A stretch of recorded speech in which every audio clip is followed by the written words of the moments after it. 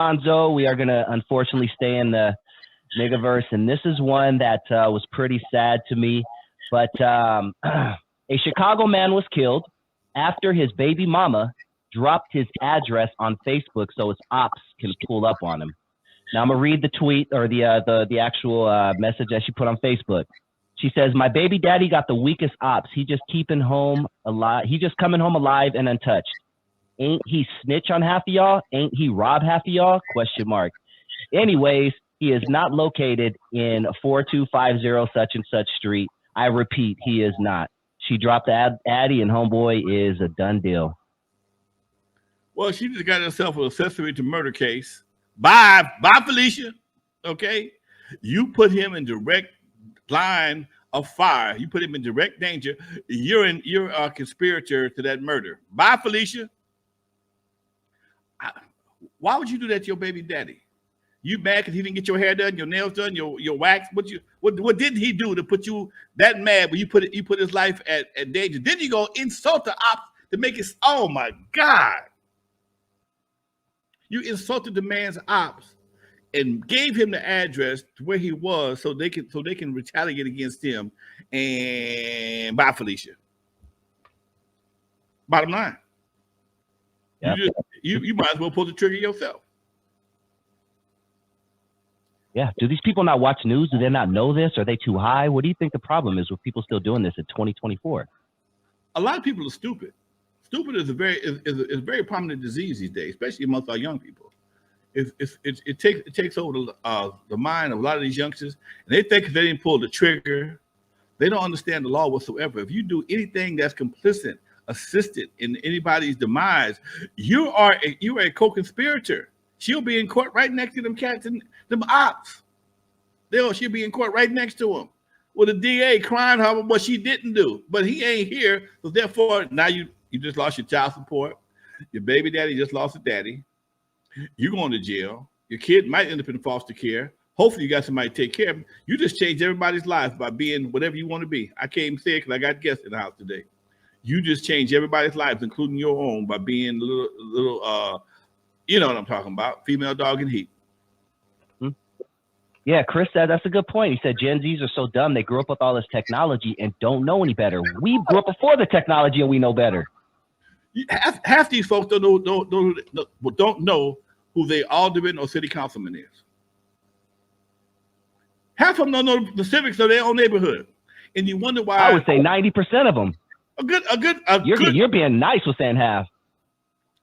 Most of them, dude. And I'm almost guilty myself. I didn't really pay attention till I got a little older.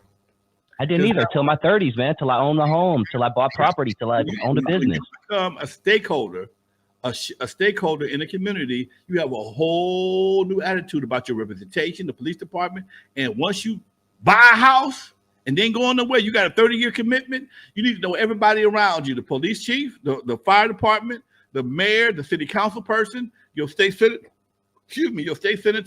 your federal representatives, all them people. They're always around. Yep, they're easy to find when it comes vote time.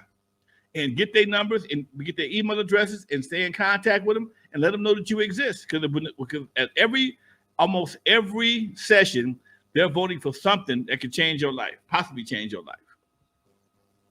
I was working with Mike Davis, the state assemblyman, and I had a meeting with him. He asked me my opinion on something that he had to vote on, and it was something about Little League football.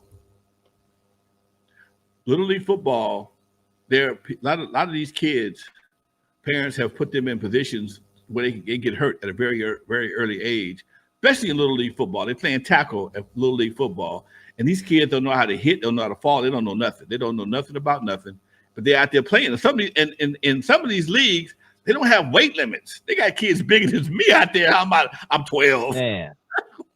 This little McDonald's stuffed fool is not 12 years old. If he is, you need to cut out the Big Macs, baby. He's too big. But you got kids that are being mixed max, kids are getting hurt.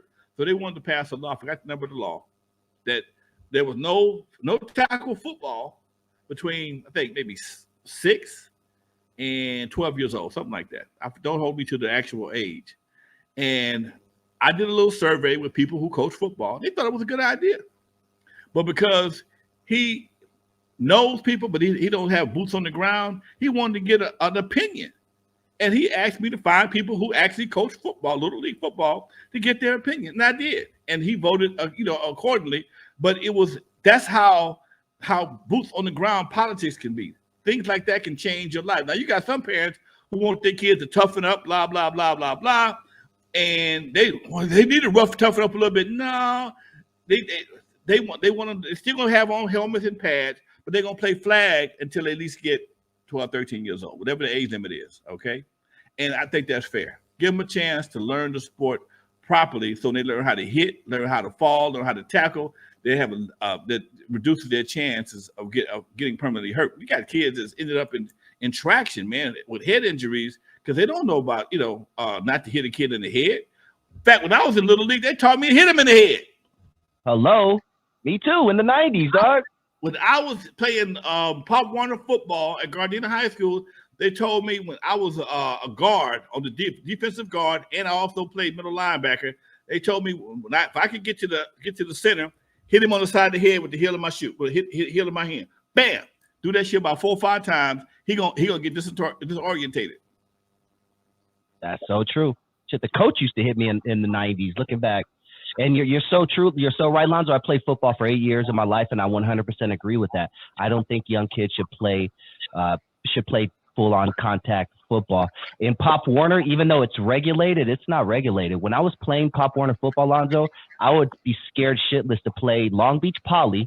They had a Pop Warner team because they're supposed to be 12, Lonzo, and I'm at the line right now. I'm looking at this dude with a full-grown beard. This motherfucker got a tattoo on his face. I'm like, there's no way this dude is 12. Big old Samoan cat. And I would get my bell rung every once in a while. And looking back, I don't think kids should go through that.